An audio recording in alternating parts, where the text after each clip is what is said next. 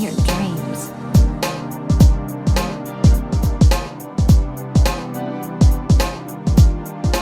Hey, what's up guys? Welcome back to another Honkai Star Rail video. Today I'm just going to be talking about Yukong. By the way, if you happen to like the content, feel free to leave a like, comment, subscribe, all that good stuff. It'd be greatly appreciated. Yukong is an upcoming 4-star imaginary character that looks very hot. It's very unfortunate that she's going to be on Luocha's banner because I would definitely want that fox ass on my account. But since I am pulling for Silver Wolf, I guess I'm just going to have to skip Yukong. Anyways, her supportive capabilities as a Harmony character is pretty good. However, she does look a little bit tricky to use, and this is why. When you use Yukong's skill, it will basically give her 2 stacks of this thing called the bowstrings. And basically what this does, it will raise your party member's attack by a certain amount. However, after an ally's turn ends, she will lose 1 stack of the bowstrings. And once she loses both stacks, your party will no longer have the attack increase. So this means in a turn, your Yukong is either going to have to go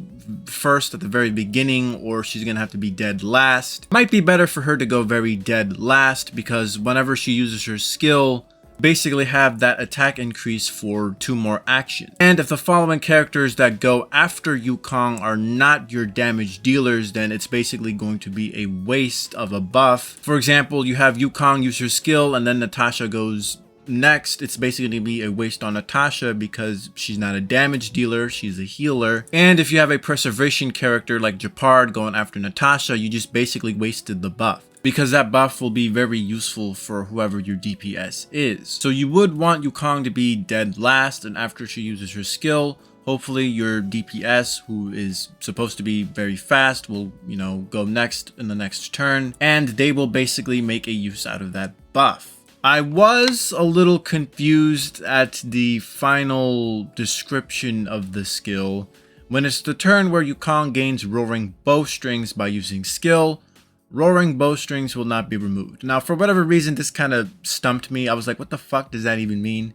And it basically just means that when she uses her skill and once her action is finished, she will not lose the bowstrings. I don't know why, but for some reason I thought that if she uses the skill again, then she'll just not lose the bowstrings ever. But no, that's not what it means. It just means that when she uses her skill to gain bowstrings, she will not lose the bowstrings after her action is finished. Another good thing about Yukong is her ultimate. What her ultimate does is if you have the bowstring stacks on, she will basically increase your party members' crit rate and crit damage, and she will deal imaginary damage to a single target enemy. This is kind of similar to Bronya's ult, where she raises your attack and crit damage. However, this ult on Yukong basically deals damage to an enemy, along with buffing your crit rate and crit damage. So Yukong is going to be pretty useful for breaking down imaginary shields. If you don't have an imaginary character, she is going to be a pretty good asset to your team, because as of right now, Welt is the only other imaginary character in the game, and I heard he's pretty good. And that's only because he's the only imaginary character in the game. But now we're going to be getting Yukong.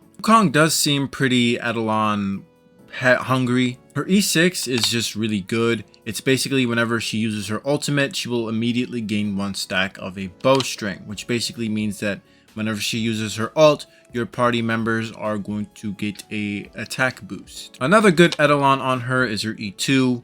When an ally's current energy is equal to its energy limit, Yukong regenerates an additional 5 energy. This effect can only be triggered once for each ally, and the trigger count is reset after Yukong casts her ultimate. So her E2 is just like a way for her to reach to her ultimate a little bit more quickly. Her other Eidolons are kind of whatever. Her E1 basically increases the speed of your allies by 10% for 2 turns. It only lasts for 2 turns. I mean, I guess it's okay, but it's whatever. And E4 basically helps increase her own personal damage. Whenever roaring bowstrings is active, Yukong deals 30% more damage to enemies. Okay, so that's, pretty good. It's not a bad Eidolon.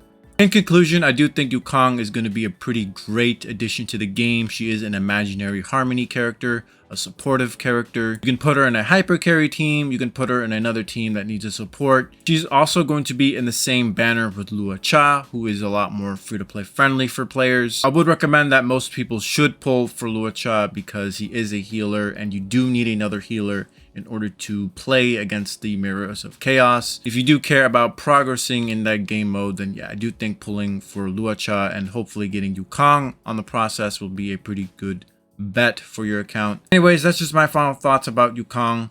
Let me know what you guys think in the comment section below. Feel free to agree, disagree, like the content, like, comment, subscribe, all that good stuff, and I'll see you guys later. Bye bye now. Come again soon.